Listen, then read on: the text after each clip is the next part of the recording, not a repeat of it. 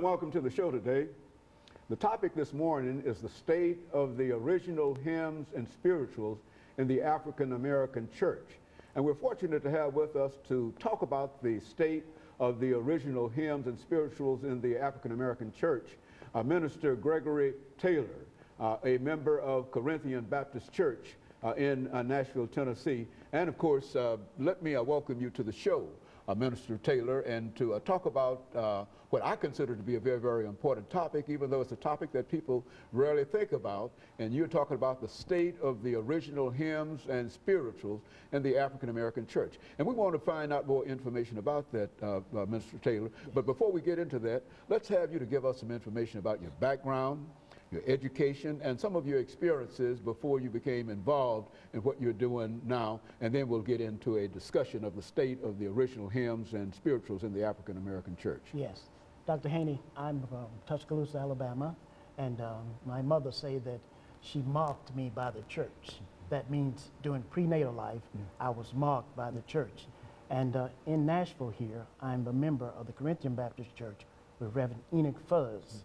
And Reverend Fuzz gave me the opportunity when he was on the radio to introduce the hymns and spirituals from Atlanta, Georgia, when I would call into his radio station.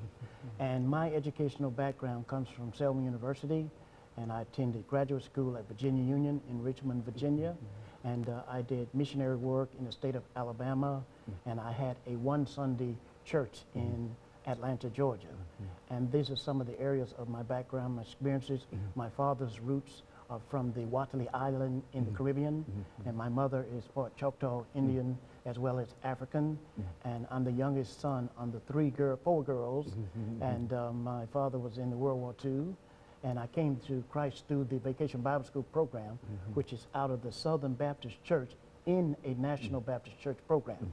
And most of all, and musically, I was introduced to the old hymns and spirituals by the late Dr. J. Robert Bradley, who's well known here in Nashville, Tennessee.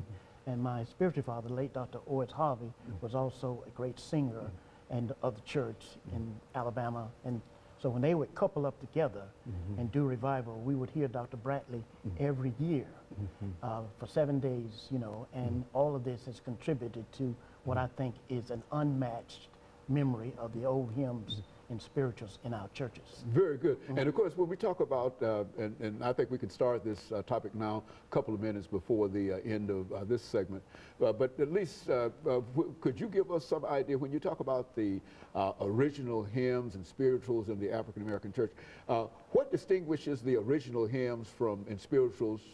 Are they the same hymns that are sung in an update? How do you make a distinction, and how do you say that these are not as good as they were in the earlier times? Speak to it from that perspective, and start here, and then we'll pick up at the end of starting next segment as well. Well, thank you, Dr. Haney. I think that's an excellent question. Well, in the church that I come up in, we were taught that hymns and spirituals are sung and the gospel is preached. And I think today that the gospel has gotten lost in the music. And we were also taught to never attend a singing where the gospel was not preached. And these are the things that help to shape my background in the area of music. And today, there's another element that has affected our music today. I have this memory of the things that we were taught not to do, the clapping, the marching, and things like that in church. We couldn't march in, we couldn't clap, and we couldn't rock in church. But during the memory of that time, that was during the 60s.